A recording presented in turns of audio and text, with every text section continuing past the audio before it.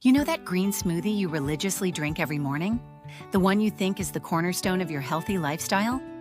Well, it might just be the reason you're hitting an afternoon slump and the scale isn't budging. And that late-night gym session you feel so good about squeezing in? It could be throwing a hormonal wrench in your sleep cycle. We're all trying to do the right thing for our health, but we're often sold a bill of goods. We follow the rules, but end up feeling tired, frustrated, and wondering why we're not seeing results. Today, we're pulling back the curtain on 5 of the biggest health mistakes disguised as good habits. I won't just tell you why they're not working. I'll give you the smart swaps to make so you can finally start working with your body instead of against it. Habit number 1, starting your day with a healthy fruit smoothie. Let's talk about that morning smoothie. It feels like peak health, right? You're tossing in fruits, greens. What could possibly be wrong? Well, the devil is in the details. The problem. The issue isn't blending itself. It's what you put in the blender. Many well-intentioned smoothies are secretly sugar bombs. While blending does break down the structure of fiber, the fiber is still there. The real problem is when your smoothie is overloaded with high-sugar fruits and lacks the other key nutrients to balance things out. The agitation. When you drink a smoothie that's all fruit, especially high-sugar ones like bananas, mangoes, and pineapple, you can send your blood sugar on a serious joyride. For some people, this triggers a big release of the hormone insulin to manage that sugar. And what does insulin do when there's too much sugar? It stores the excess as fat. What follows that sugar spike is the dreaded crash. That's your mid-morning brain fog, your fatigue, and the sudden craving for a coffee or a cookie. You started the day with the best intentions, but you've accidentally put your body on a metabolic roller coaster. It's also worth noting that for people with kidney issues, smoothies packed with high oxalate greens like spinach can sometimes pose a risk. The solution. This doesn't mean you have to break up with your blender. You just need to build a smarter smoothie. The goal is balance. 1. Lead with protein and fat. Start with a solid base like Greek yogurt, a quality protein powder, or even some cottage cheese. Then add a healthy fat like a spoonful of almond butter, chia seeds, or a bit of avocado. 2. Be smart with your produce. Lean on lower sugar fruits like raspberries and blackberries. Pack in the greens like kale or spinach and add a tablespoon of flax or chia seeds for an extra fiber boost. This protein, fat, and fiber trio is your secret weapon. It slows everything down, giving you steady, sustained energy without the crash. Habit number 2, the late-night high-intensity workout. It's 9 p.m. You've had a long day, but you're committed. You hit the gym for a punishing HIIT class or a hard run. That's dedication, and you should be proud of it. But you might be winning the battle and losing the war. The problem. Intense exercise is a stress on the body. It's a good stress, the kind that makes you stronger, but it's stress all the same. High-intensity workouts signal your body to release cortisol, the get-up-and-go hormone. The agitation. Here's the thing, your body runs on a schedule. Cortisol is naturally highest in the morning to wake you up, and it should gradually taper off throughout the day, hitting its lowest point at night so you can sleep. When you do an intense workout late in the evening, you're cranking up your cortisol right when it's supposed to be powering down. For many people, this can throw a wrench in their sleep, delaying the release of melatonin, your sleep hormone, and making it harder to fall and stay asleep. And that's where the vicious cycle starts. One night of bad sleep messes with your metabolism and appetite. You wake up hungrier, craving junk food, and feeling off your game. You're essentially trading a workout for a night of poor recovery, which sets you up for a day of metabolic chaos. The solution. Try to move your high-intensity sessions to the morning or afternoon when your body is naturally primed for that cortisol spike. If evening is truly your only window, switch up the goal. Instead of high impact, think restorative. A brisk walk, yoga, light stretching, or some gentle weightlifting can actually help you de-stress and improve your sleep quality. It's all about working with your body's natural rhythm, not fighting against it. Habit number 3, aggressively cutting out all salt. For decades, we've been taught to view the salt shaker as a villain.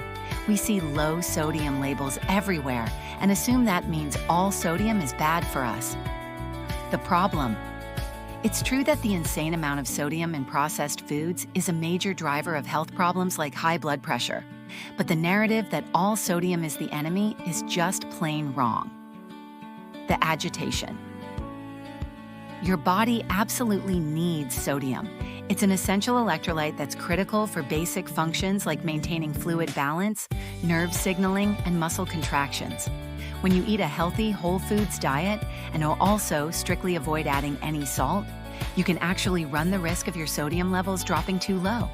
Some research even suggests that being overly restrictive with salt can have unintended negative consequences, like potentially increasing insulin resistance. The real culprit isn't the pinch of sea salt on your roasted veggies. The villain is the massive amount of sodium hiding in processed foods.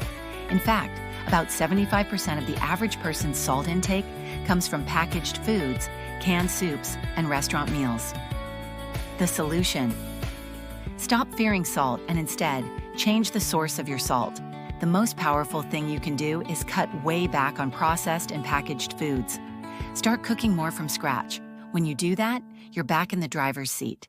Then you can feel free to add a pinch of high-quality, unrefined sea salt or Himalayan salt to your meals.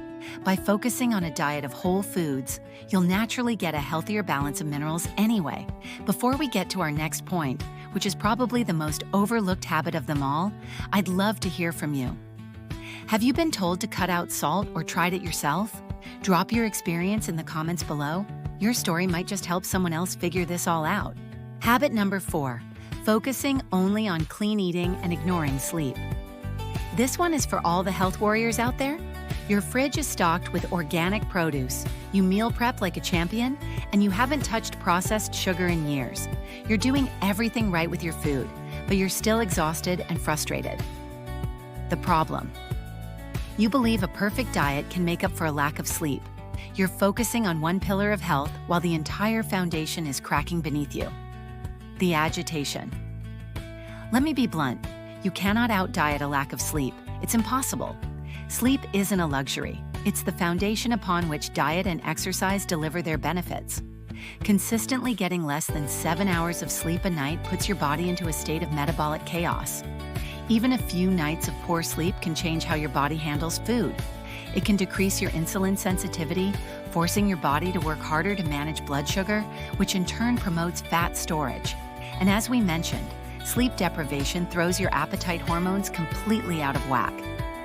Studies show that sleep-deprived people can eat hundreds of extra calories a day simply because their body is screaming for fast energy. Think of it this way. Your healthy diet provides the high-quality building materials, but sleep is the construction crew that actually does the work, repairing muscle, balancing hormones, and rebuilding your body. If the crew doesn't show up, the materials just sit in a pile. The solution: start treating sleep like the non-negotiable pillar of health it is. Aim for 7 to 9 hours of quality sleep a night. Make your bedroom a sleep sanctuary. Cool, dark, and quiet. Put your phone away at least an hour before bed. Get into a consistent rhythm with your sleep and wake times, even on weekends. If you commit to prioritizing sleep, I promise you, all your healthy eating and exercise efforts will suddenly feel 10 times more effective. Habit number 5, trying to outrun a bad diet. This is the classic trade-off mentality. I can totally eat this pizza, I'll just run an extra 30 minutes tomorrow. Or, I burned 500 calories, so I've earned this cake. The problem: this mindset is based on the myth that exercise can erase bad food choices. It's a fundamental misunderstanding of how nutrition and fitness actually work. The agitation. Let's be clear, you cannot out-exercise a bad diet. It's not a simple math problem of calories in versus calories out. Food isn't just energy, it's information. The food you eat sends powerful signals to your body. A diet high in sugar and processed junk creates a state of chronic inflammation and hormonal imbalance.